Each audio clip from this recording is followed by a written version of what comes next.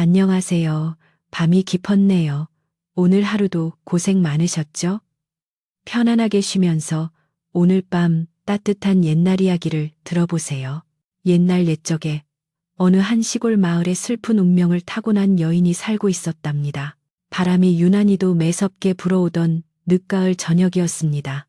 앙상한 나뭇가지들이 서로 부대끼며 내는 소리가 마치 누군가의 깊은 한숨처럼 들려오는 산골 마을에 유독 으리으리한 기와집 한 채가 차가운 위용을 뽐내며 서 있었습니다. 그곳은 이 고을에서 제일 가는 부자 채판서 댁이었는데 높은 담벼락 너머로는 사람 사는 옹기 대신 무거운 침묵만이 감돌았습니다. 안채 뒷마당, 볕이 잘 들지 않는 구석진 곳에는 다 낡은 무명옷을 입은 여인 연화가 쭈그리고 앉아 차가운 물에 손을 담그고 있었습니다.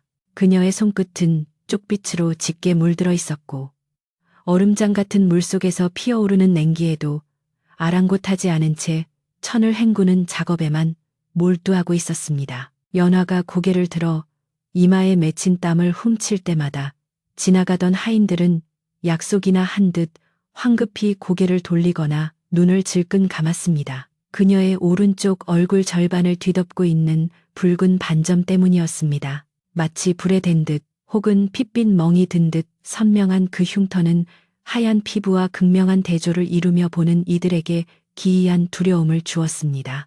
마을 사람들은 그녀가 전생에 큰 죄를 지어 귀신의 저주를 받은 것이라 수군거렸고 심지어 집안의 개들조차 그녀를 보면 짖지 않고 꼬리를 내리며 슬금슬금 피하곤 했습니다. 하지만 연화의 눈동자만큼은 그 흉측한 반점과는 달리 깊고 맑은 호수처럼 고요하게 빛나고 있었습니다.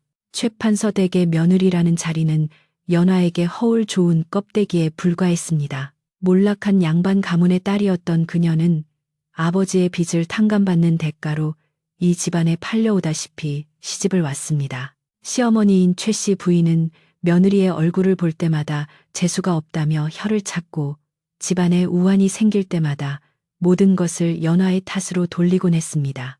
연화에게 허락된 공간은 오직 염색을 하는 뒷마당뿐이었으며 그녀는 입이 있어도 말하지 못하고 귀가 있어도 듣지 못하는 사람처럼 그림자처럼 살아야 했습니다.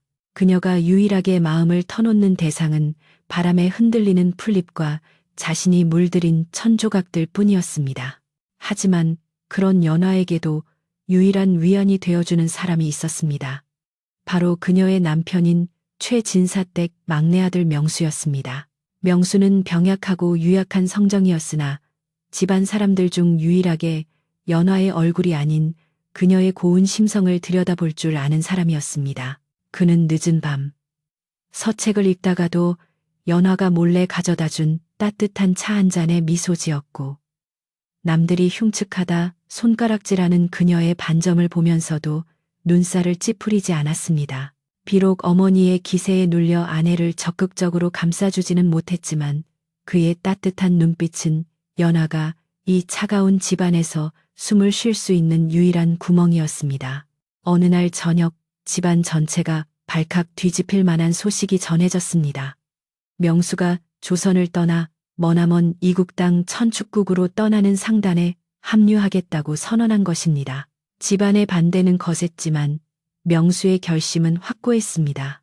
그는 언제까지나 어머니의 그늘 아래서 무기력하게 살 수는 없으며 넓은 세상으로 나가 큰 돈을 벌어 기울어가는 가세를 일으키고 연화에게도 떳떳한 남편이 되고 싶다고 말했습니다. 천축국은 한번 가면 살아서 돌아오기 힘들다는 험한 곳이었지만 명수의 눈에는 전에 없던 결기가 서려 있었습니다. 연화는 가슴이 무너져 내리는 것 같았지만 남편의 뜻을 꺾을 수는 없음을 직감했습니다. 떠나는 날 새벽 안개는 자욱하게 깔려 한 치 앞도 분간하기 어려웠습니다. 대문 앞에는 명수가 타고 갈 말과 짐꾼들이 분주하게 움직이고 있었고 최 씨 부인은 아들의 옷자락을 붙잡고 통곡하고 있었습니다. 연화는 멀찌감치 떨어져 기둥 뒤에 숨어 그 모습을 지켜보다가 사람들이 짐을 싣느라 어수선한 틈을 타 조용히 남편에게 다가갔습니다. 그녀는 품속에서 밤새 정성껏 다듬은 손수건 한 장을 꺼내어 명수의 손에 쥐어주었습니다. 그것은 그녀가 가장 아끼는 쪽풀로 물들인 깊고 푸른 바다 빛깔의 손수건이었습니다. 천에서는 은은한 쑥 향기와 함께 연화의 간절한 염원이 배어나오는 듯했습니다. 명수는 떨리는 아내의 손을 꽉 잡으며 그녀의 눈을 깊이 들여다보았습니다. 부디 몸성이 다녀오십시오. 제가 매일 새벽 정화수를 떠놓고 빌겠습니다. 연화의 목소리는 작게 떨렸지만 그 속에는 천마디 말보다 깊은 진심이 담겨 있었습니다. 명수는 고개를 끄덕이며 연화의 붉은 반점을 조심스럽게 어루만졌습니다. 반드시 성공해서 돌아오겠소. 그때는 당신이 이 집안에서 누구보다 귀한 대접을 받게 해주겠소. 약속하리다. 그것은 단순한 작별 인사가 아니라 두 사람의 운명을 건 굳은 맹세와도 같았습니다. 상단의 행렬이 뽀얀 먼지를 일으키며 마을 어귀를 벗어날 때까지 연화는 대문 앞에 못 박힌 듯 서 있었습니다. 차가운 새벽바람이 그녀의 얇은 치맛자락을 거칠게 흔들었고 붉은 반점이 있는 뺨 위로 뜨거운 눈물이 하염없이 흘러내렸습니다. 멀어지는 남편의 뒷모습이 안개 속으로 완전히 사라지자 육중한 대문이 쿵하는 소리와 함께 굳게 닫혔습니다. 그 소리는 마치 연화가 세상과 단절되어 홀로 남겨졌음을 알리는 신호탄과도 같았습니다. 이제 그녀에게 남은 것은 기약 없는 기다림과 더욱 혹독해질 시집살이, 그리고 텅 빈 방을 채우는 적막뿐이었습니다. 계절은 무심하게도 흘러 어느덧 다시 매서운 겨울이 찾아왔습니다. 기와지붕 위에는 밤새 내린 눈이 두껍게 쌓여 있었고 처마 끝에는 날카로운 고드름이 흉기처럼 매달려 있었습니다. 명수가 떠난 지 꼬박 1년이 지났지만 그에게서는 그 어떤 소식도 들려오지 않았습니다. 최판서 댁 안주인의 날선 신경질은 날이 갈수록 심해졌고 집안의 공기는 살얼음판을 걷는 듯 위태로웠습니다. 연화는 매일 새벽 장독대에 정화수를 떠놓고 남편의 무사 귀환을 빌었지만 돌아오는 것은 살을 바람 듯한 차가운 바람뿐이었습니다. 그러던 어느 날 마을 어귀가 소란스러워지더니 천축국으로 떠났던 상단의 일부가 돌아왔다는 소식이 들려왔습니다. 대문을 박차고 들어온 상단의 행수는 흑빛이 된 얼굴로 최 씨 부인 앞에 무릎을 꿇었습니다. 그의 입에서 나온 말은 청천벽력과도 같았습니다. 천축국으로 향하던 배가 큰 풍랑을 만나 뒤집혔고 짐과 사람 대부분이 거친 파도 속으로 사라졌다는 것이었습니다. 명수의 생사는 확인할 길 없으나 살아남은 이가 거의 없다는 절망적인 전갈이었습니다. 그 말을 듣는 순간 연화의 세상은 하얗게 바스라져 내렸습니다. 그녀는 비명조차 지르지 못한 채 그 자리에 주저앉았고 심장이 억만 개의 바늘에 찔린 듯한 고통에 숨을 헐떡였습니다. 하지만 슬픔을 추스를 겨를도 없이 더 큰 비극이 그녀를 덮쳐왔습니다. 아들의 비보를 들은 시어머니 최 씨 부인은 이성을 잃고 미친 듯이 날뛰기 시작했습니다. 그녀의 분노와 원망은 고스란히 며느리 연화에게 향했습니다. 시어머니는 연화의 머리채를 휘어잡으며 악을 썼습니다. 내 이럴 줄 알았다. 내년에 그 흉측한 얼굴에 있는 붉은 점이 기어이 내 아들을 잡아먹었구나. 들어올 때부터 재수 없더니 기어코 집안을 망하게 했어. 그녀의 저주는 비수처럼 연화의 가슴을 난도질했습니다. 집안의 어른들도 하인들도 누구 하나 말리는 이 없이 싸늘한 눈빛으로 그 광경을 지켜볼 뿐이었습니다. 연화는 아니라고, 제발 아니라고 말하고 싶었지만 목구멍이 꽉 막혀 아무 소리도 나오지 않았습니다. 해가 지고 어둠이 짙게 깔릴 무렵 연화는 캥겹의 무명 치마 저고리 하나만 걸친 채 대문 밖으로 내쳐졌습니다. 밖에는 거센 눈보라가 몰아치고 있었습니다. 당장 나가거라. 다시는 내 눈앞에 띄지 마라. 만약 내 아들이 잘못된 것이 확실해지면 내년에 뼈를 갈아버릴 것이다. 시어머니의 도끼 어린 고함과 함께 육중한 대문이 쾅하고 닫혔습니다. 문 밖으로 내동댕이 쳐진 연화는 차가운 눈바닥을 맨손으로 짚으며 흐느꼈습니다. 집 안에서는 따뜻한 불빛이 새어나왔지만 그 온기는 더 이상 연화의 것이 아니었습니다. 그녀는 이제 세상 천지에 의지할 곳 하나 없는 고독한 신세가 되었습니다. 눈보라는 점점 더 거세져 한치 앞을 분간할 수 없었습니다. 연화는 정처 없이 걷고 또 걸었습니다. 발은 이미 감각을 잃어버린 지 오래였고 살을 파고드는 추위는 뼛속까지 스며들었습니다. 머리카락과 속눈썹에는 하얀 서리가 맺혔고 붉은 반점이 있는 뺨은 추위로 인해 더욱 검붉게 변해갔습니다. 어디선가 늑대의 울음소리가 들려오는 듯했고 바람소리는 마치 죽은 영혼들이 그녀를 부르는 소리처럼 귓가를 맴돌았습니다. 이대로 눈 속에 파묻혀 영원히 잠들고 싶다는 생각이 문득문득 들었지만 뱃속 깊은 곳에서 꿈틀거리는 억울함과 명수가 혹시라도 살아 돌아올지 모른다는 신락 같은 희망이 그녀의 발걸음을 억지로 떼게 만들었습니다. 얼마나 걸었을까? 마을에서 멀리 떨어진 산기륜에 다 다다랐을 때쯤 허물어져 가는 낡은 성황당 하나가 눈에 들어왔습니다. 지붕은 반쯤 무너져 내리고 기둥은 썩어가는 폐가였지만 눈보라를 피할 수 있는 유일한 곳이었습니다. 연화는 마지막 힘을 짜내어 성황당 안으로 기어 들어갔습니다. 바닥에는 먼지와 마른 지푸라기가 수북했고 퀴퀴한 곰팡이 냄새가 코를 찔렀습니다. 하지만 바깥의 살인적인 추위에 비하면 이곳은 천국과도 같았습니다. 긴장이 풀리자 극심한 허기와 피로가 한꺼번에 몰려왔고 연화는 차가운 바닥에 쓰러지듯 몸을 뉘었습니다. 의식이 흐릿해지며 그녀의 눈꺼풀이 천천히 감겼습니다. 그때 어둠 속에서 부스럭거리는 소리가 들렸습니다. 연화가 놀라 몸을 움츠리며 눈을 뜨자 구석진 곳에서 덤불처럼 헝클어진 머리를 한 작은 그림자가 나타났습니다. 꾀죄죄한 얼굴에 누더기를 걸친 어린 소년이었습니다. 한쪽 다리를 심하게 저는 소년은 경계심 가득한 눈빛으로 연화를 쳐다보고 있었습니다.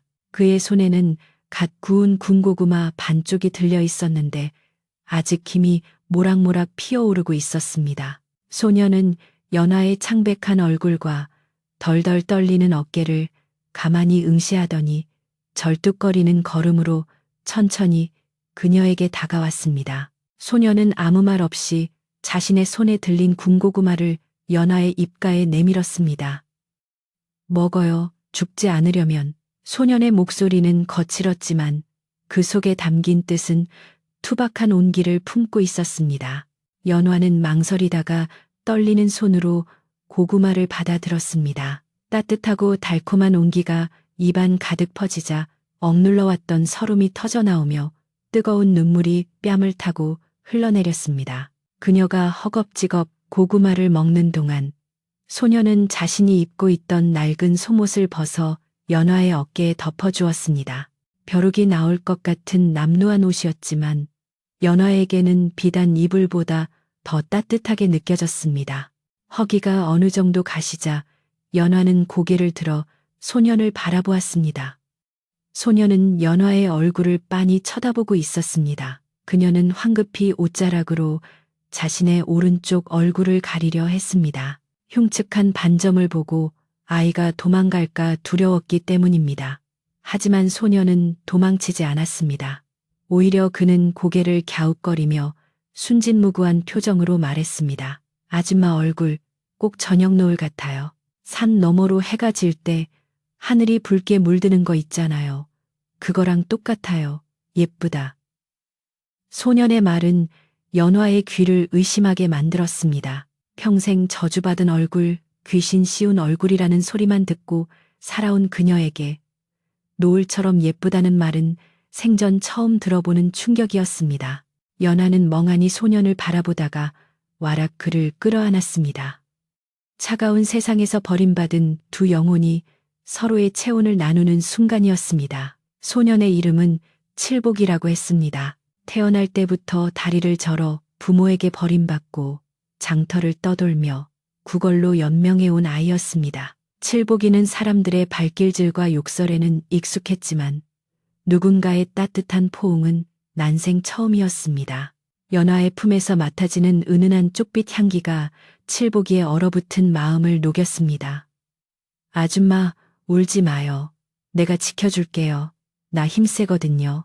칠복이는 고사리 같은 손으로 연화의 등을 토닥이며 씩씩하게 말했습니다. 다음 날 아침, 눈보라가 그치고 햇살이 비치자 연화와 칠복이는 성황당을 떠나 깊은 산속으로 향했습니다. 칠복이가 예전에 봐두었다는 버려진 화전민의 오두막을 찾아가기 위해서였습니다.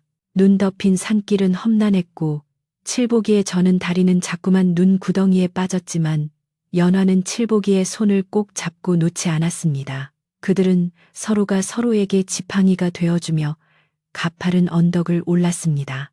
세상의 끝으로 내몰린 두 사람이었지만 맞잡은 두 손에서 느껴지는 온기만큼은 그 무엇보다 강렬했습니다. 이제 그들에게는 돌아갈 집은 없었지만 함께 살아갈 새로운 세상이 눈앞에 펼쳐져 있었습니다. 차가웠던 대지 위로 어느덧 따스한 봄바람이 불어오기 시작했습니다. 겨우내 산을 뒤덮었던 하얀 눈이 녹아내리자 그 자라에는 파릇파릇한 새싹들이 수줍게 고개를 내밀었고 얼음장 밑으로 숨죽여 흐르던 계곡물도 경쾌한 소리를 내며 다시 흐르기 시작했습니다. 깊은 산속, 사람들의 발길이 닿지 않는 허름한 화전민의 오두막에도 봄은 공평하게 찾아왔습니다. 연화와 칠복이 함께 꾸려가는 살림은 비록 남루하고 궁핍했지만 그들의 얼굴에는 예전 기와집에서 살 때는 찾아볼 수 없었던 생기가 돌고 있었습니다. 두 사람은 산이 내어주는 나물과 열매로 끼니를 때우면서도 서로를 의지하며 하루하루를 감사한 마음으로 채워나갔습니다. 연화는 타고난 부지런함과 손재주로 오두막 주변을 정리하고 칠복이가 장터에서 구걸하거나 주워온 헌옷가지들을 모아 손질하기 시작했습니다. 그녀의 눈에는 산속의 지천으로 널린 이름 모를 풀꽃과 나무 껍질들이 모두 훌륭한 염색 재료로 보였습니다. 연화는 아침 일찍 이슬을 머금은 쑥을 뜯고 붉은 빛이 도는 산번나무 껍질을 벗겨내어 커다란 가마솥에 넣고 정성스럽게 다렸습니다. 장작불이 타닥타닥 타오르는 소리와 함께 향긋한 풀내음이 오두막 주위를 감싸면 연화의 마음속에 응어리졌던 슬픔도 조금씩 녹아내리는 듯했습니다. 그녀는 단순히 천에 물을 들이는 것이 아니라 자신의 아픔과 희망을 색으로 승화시키고 있었습니다. 어느 날 연화는 숲속 깊은 곳에서 신비로운 은색 잎사귀를 가진 약초를 발견했습니다. 바람이 불 때마다 잎사귀 뒷면이 반짝이며 오묘한 빛을 내는 그 풀을 보며 연화는 형용할 수 없는 영감을 느꼈습니다. 그녀는 그 풀을 채취해 며칠 밤낮을 지새우며 염료를 만들었습니다. 온도와 시간을 조절하며 수십 번의 실패를 거듭한 끝에 마침내 그녀는 세상 어디에서도 본 적 없는 신비로운 색을 만들어내는데 성공했습니다. 그것은 새벽녘 어둠이 걷히고 태양이 떠오르기 직전의 하늘빛을 닮아 있었는데 보는 각도와 빛의 양에 따라 보랏빛이 돌기도 하고 황금빛이 감돌기도 하는 기이하고도 아름다운 색이었습니다. 연화는 칠복이가 주워온 거친 무명천을 이 염료에 담갔습니다. 투박했던 천은 순식간에 비단보다 더 고운 광택을 머금은 예술품으로 다시 태어났습니다. 더욱 놀라운 것은 그 천에서 머리가 맑아지는 은은한 꽃향기가 난다는 점이었습니다. 칠복이는 완성된 천을 보고 입을 다물지 못했습니다. 누나, 이건 정말 마법 같아요. 선녀님, 옷자락 같아요. 칠복이의 감탄에 연화는 수줍게 웃으며 그 천에 여명의 빛이라는 이름을 붙였습니다. 칠복이는 이 귀한 천을 가지고 마을 장터로 내려갔습니다. 처음에는 거지 아이가 가져온 물건이라며 거들떠보지도 않던 사람들이 천이 햇빛을 받아 찬란하게 빛나기 시작하자 하나둘씩 모여들었습니다. 장터는 순식간에 술렁거리기 시작했습니다. 사람들은 천에서 나는 향기에 취하고 오묘한 색감에 홀려 앞다퉈 지갑을 열었습니다. 소문은 바람을 타고 순식간에 퍼져나갔습니다. 산속에 신비한 능력을 지닌 염색 장인이 살고 있으며 그녀가 만든 천을 입으면 마음의 병이 낫고 행운이 찾아온다는 이야기까지 덧붙여졌습니다. 칠복이는 쌀과 고기, 그리고 연화에게 줄 고운 빗 하나를 사서 의기양양하게 산으로 돌아왔습니다. 두 사람은 모닥불 앞에 앉아 따뜻한 밥을 지어 먹으며 처음으로 미래에 대한 희망을 이야기했습니다.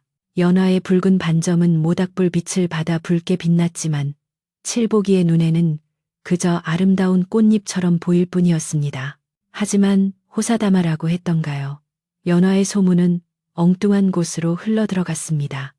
최판서댁 안주인인 최씨 부인의 귀에까지 그 소식이 전해진 것입니다. 그녀는 산속의 염색 장인이 쫓아낸 며느리 연화라는 사실을 직감하고는 불같이 화를 냈습니다. 감히 내 집에서 쫓겨난 주제에 밖에서 이름을 날려?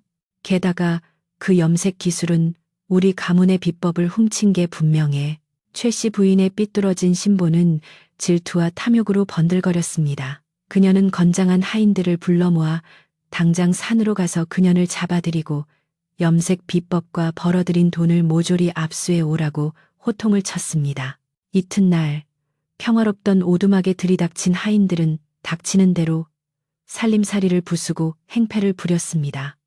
가마솥이 엎어지고 애써 말려둔 약초들이 흙발에 짓밟혔습니다. 겁에 질린 칠복이가 연화의 앞을 가로막으며 저항했지만 건장한 사내들의 완력을 당해낼 수는 없었습니다. 하인 중 우두머리가 칠복이를 거칠게 밀치며 연화에게 삿대질을 해댔습니다. 네 인연, 감히 대감마님 댁에 귀한 비법을 훔쳐 달아나다니. 네 죄를 네가 알렸다. 당장 묶어서 끌고 가라. 하인들이 연화의 팔을 낚아채려던 찰나 연화의 눈빛이 매섭게 변했습니다. 그만두지 못하겠느냐. 연화의 입에서 터져나온 호통은 서리발처럼 차갑고 단호했습니다. 평소 수줍고 말수적던 그녀의 모습은 온데간데 없었습니다. 그녀는 흐트러진 옷매를 고치고 꼿꼿하게 허리를 펴며 하인들을 노려보았습니다. 이 염색법은 최씨 가문의 창고가 아니라 이 산과 바람 그리고 내 손끝에서 나온 것이다.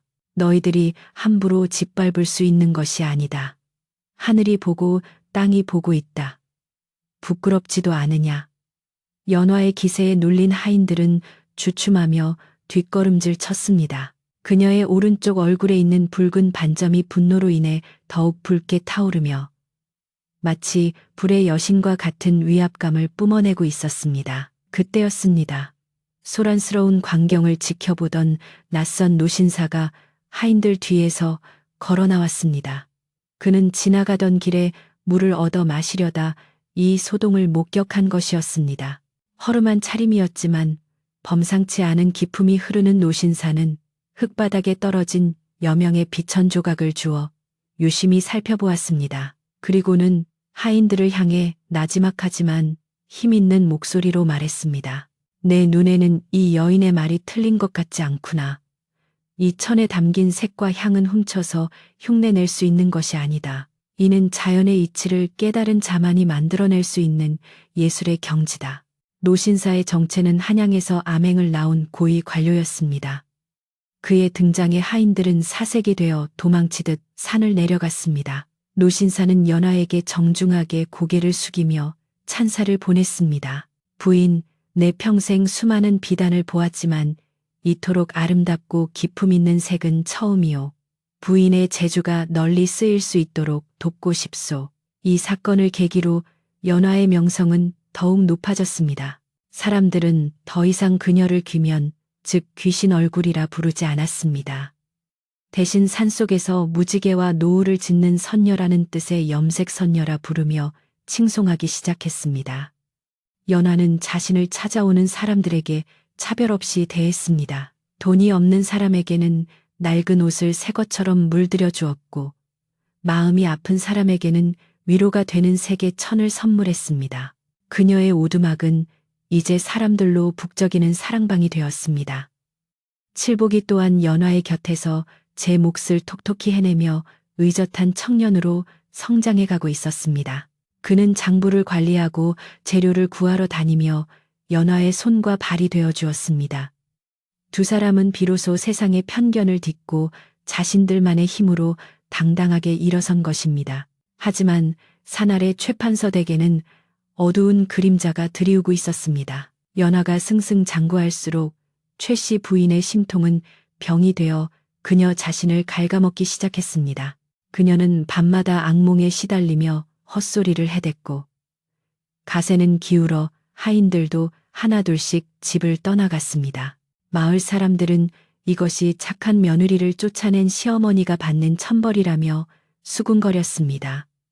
하지만 연화는 그 소식을 듣고도 고소해하거나 기뻐하지 않았습니다. 오히려 먼 산을 바라보며 깊은 생각에 잠길 뿐이었습니다. 그녀의 마음속에는 아직 해결되지 않은 그리움 하나가 자리 잡고 있었기 때문입니다. 바로 생사를 알 수 없는 남편 명수에 대한 기억이었습니다. 계절은 다시 바뀌어 산과들이 붉게 물드는 가을이 찾아왔습니다. 연화는 가장 고운 단풍 빛깔을 담은 천을 마당에 널어 말리고 있었습니다. 바람에 나부끼는 붉은 천 사이로 파란 하늘이 유난히 높고 맑았습니다. 그때 산길 저편에서 누군가 천천히 걸어 올라오고 있었습니다. 허름한 행색의 지팡이를 짚은 모습이 마치 먼 길을 떠돌다 온 나그네 같았습니다. 칠보기가 경계하며 누구냐고 묻자 나그네는 쉰 목소리로 물 한 모금을 청했습니다. 연화가 물바가지를 들고 다가가던 순간 나그네와 연화의 눈이 마주쳤습니다. 그리고 바가지가 툭 하고 바닥으로 떨어졌습니다. 바가지가 땅에 떨어지면엔 둔탁한 소리가 정적을 깼습니다. 바닥으로 스며드는 물줄기처럼 연화의 눈에서도 뜨거운 눈물이 주체할 수 없이 쏟아져 내렸습니다. 눈앞에 서 있는 남자는 덥수룩한 수염과 검게 그을린 피부로 변해 있었지만 그 선한 눈매와 인매는 꿈속에서도 그리던 남편 명수가 분명했습니다. 그는 거친 손을 뻗어 멍하니 서 있는 연화의 얼굴을 감싸 쥐었습니다. 거칠어진 손마디에서 전해지는 온기는 그가 유령이 아닌 살아있는 사람임을 증명하고 있었습니다. 여보, 내가 너무 늦게 왔소. 약속을 지키러 왔소. 명수의 목소리는 갈라지고 떨렸지만 그 속에 담긴 진심은 예전보다 훨씬 더 단단하고 깊어져 있었습니다. 연화는 다리에 힘이 풀려 주저앉을 뻔했지만 명수가 단단한 팔로 그녀를 와라 껴안았습니다. 그 품은 험난한 파도와 이국 땅의 모진 풍파를 견뎌낸 강인함으로 가득 차 있었습니다. 곁에서 지켜보던 칠보기는 영문을 몰라 눈을 껌벅이다가 두 사람의 재회를 방해하지 않으려는 듯 조용히 자리를 비켜주었습니다. 명수는 연화의 등을 토닥이며 그간의 긴 이야기를 풀어놓았습니다. 풍랑을 만나 배가 뒤집힌 후 그는 나무 판자 하나의 의지에 며칠을 표류하다가 기적적으로 이국 상선에 구조되었다고 했습니다. 그 후 천축국에 당도하여 밑바닥 일꾼부터 시작해 타고난 성실함과 비상한 머리로 거상들의 신임을 얻어 큰 돈을 벌게 되었다는 것이었습니다. 죽을 고비를 넘길 때마다 명수를 버티게 한 것은 오직 연화에게 돌아가겠다는 일념 하나뿐이었습니다. 그는 품 안에서 비단 주머니 하나를 꺼내 연화에게 건넸습니다. 그 안에는 천축국의 신비한 보석들과 향신료가 가득 들어 있었습니다.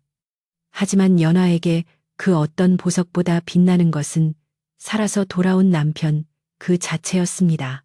명수는 연화가 산속 오두막에서 겪었을 고초를 짐작하고 가슴 아파했습니다.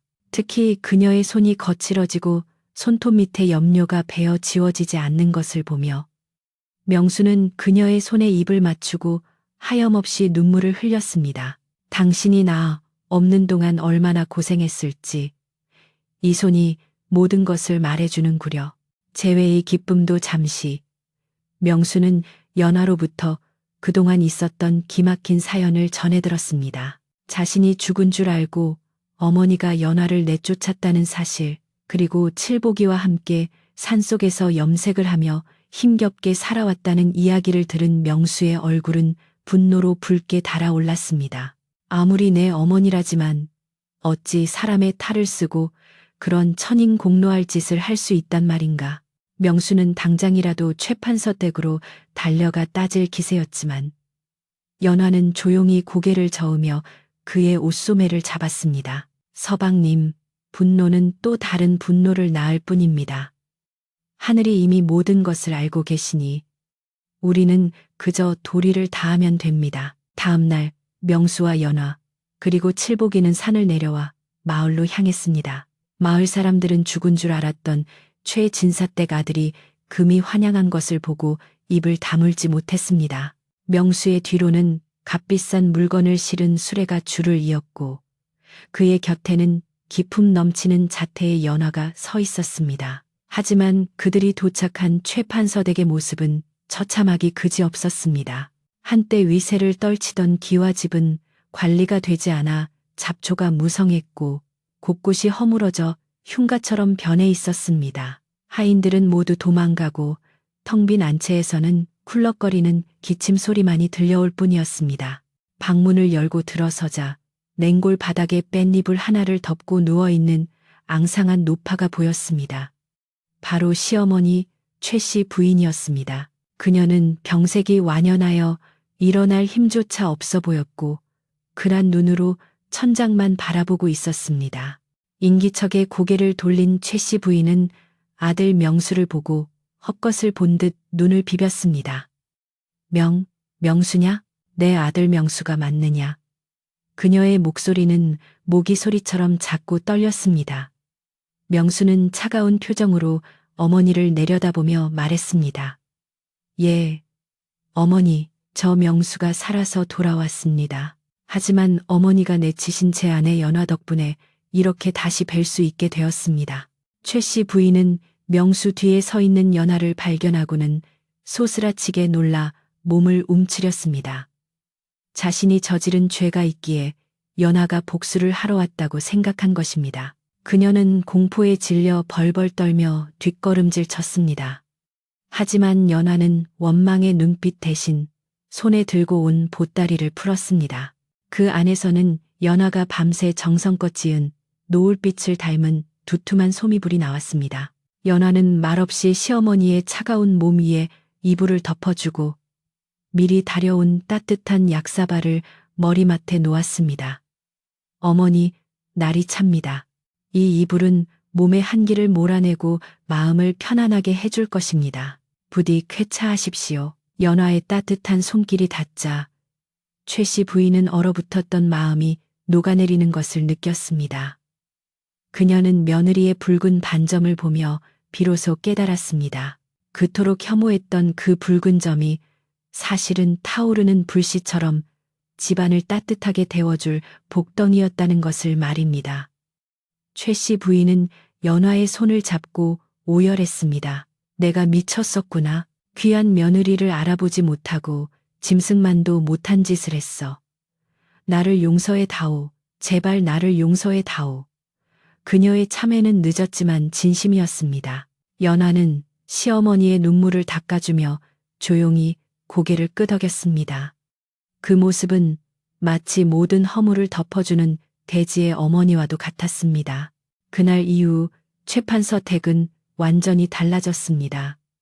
명수가 가져온 재물로 집안을 다시 일으켰지만 예전처럼 거만하고 인색한 부자가 아니었습니다. 명수와 연화는 곳간을 열어 굶주린 이웃들에게 곡식을 나누어 주었고 칠복이를 양동생으로 입적하여 정식으로 가족으로 맞이했습니다. 칠복이는 더 이상 거지 아이가 아니라 상단을 이끄는 명수의 든든한 오른팔이 되어 자신의 재능을 마음껏 펼쳤습니다. 최 씨 부인은 건강을 회복한 뒤 뒷방으로 물러나 불공을 들이며 남은 생을 속죄하는 마음으로 살았습니다. 그녀는 죽는 날까지 연화가 만들어준 이불을 보물처럼 아꼈다고 전해집니다. 연화는 자신의 재능을 썩히지 않고 마을에 작은 염색 공방을 차렸습니다. 그곳은 단순히 천을 염색하는 곳이 아니라 갈 곳 없고 상처받은 여인들에게 기술을 가르치고 삶의 희망을 심어주는 배움터가 되었습니다. 연화의 손끝에서 탄생한 천들은 조선 팔도는 물론 천축국에까지 수출되어 큰 인기를 끌었습니다. 사람들은 그녀가 만든 옷을 입으면 병이 낫고 가정의 화목이 찾아온다고 믿었습니다. 연화의 붉은 반점은 이제 흉터가 아니라 신비로운 능력을 가진 장인의 상징이자 존경의 대상이 되었습니다. 누구도 그녀의 얼굴을 보고 수군거리지 않았고 오히려 그 붉은 빛을 경이롭게 바라보았습니다. 세월이 흘러 어느 평화로운 가을 저녁, 머리가 희끗해진 연화와 명수는 나란히 마루에 앉아 붉게 물드는 저녁 노을을 바라보고 있었습니다. 마당에는 그들의 자손들이 칠보기의 자식들과 어울려 뛰어놀고 있었고 공방에서는 여인들의 웃음소리와 다듬이질 소리가 경쾌하게 들려왔습니다. 명수가 연화의 손을 잡으며 부드럽게 말했습니다. 부인, 저 하늘의 노을빛이 꼭 당신의 볼을 닮았구려. 여전히 세상에서 가장 아름답소. 연화는 수줍게 미소 지으며 명수의 어깨에 머리를 기대었습니다. 그녀의 오른쪽 얼굴에 있는 붉은 반점이 노을빛을 받아 더욱 찬란하게 빛났습니다. 그것은 고통과 시련을 이겨낸 자만이 가질 수 있는 훈장이자 사랑과 용서로 완성된 아름다움의 결정체였습니다. 바람이 불어와 마당에 널린 천들을 춤추게 했고 그 향긋한 내음은 마을 전체로 퍼져나가 사람들의 마음을 따뜻하게 어루만져 주었습니다. 인도에 홀로 남겨질 뻔했던 새색시, 아니 이제는 조선 최고의 염색 장인이 된 연화의 이야기는 그렇게 전설이 되어 오늘날까지도 우리들의 가슴 속에 은은한 향기로 남아 전해지고 있답니다. 여러분의 삶에도 연화와 같은 따뜻한 색채가 가득하기를 바라며 오늘 이야기는 여기서 마치겠습니다. 안녕히 주무세요. 에필로그. 먼 훗날 사람들은 그 마을을 채운자인 마을이라 불렀습니다. 마을 입구에는 연화와 명수 그리고 칠보기의 모습을 본딴 작은 석상이 세워졌는데 연화의 얼굴 부분에는 붉은 보석이 박혀 있어 해가 질 때면 신비로운 붉은 빛을 뿜어냈다고 합니다. 힘든 일이 있을 때마다 마을 사람들은 그 석상을 찾아와 위로를 얻었고 연화가 남긴 진정한 아름다움은 눈에 보이는 것이 아니라 마음에서 피어나는 빛깔이다라는 말은 가훈처럼 대대손손 이어졌습니다.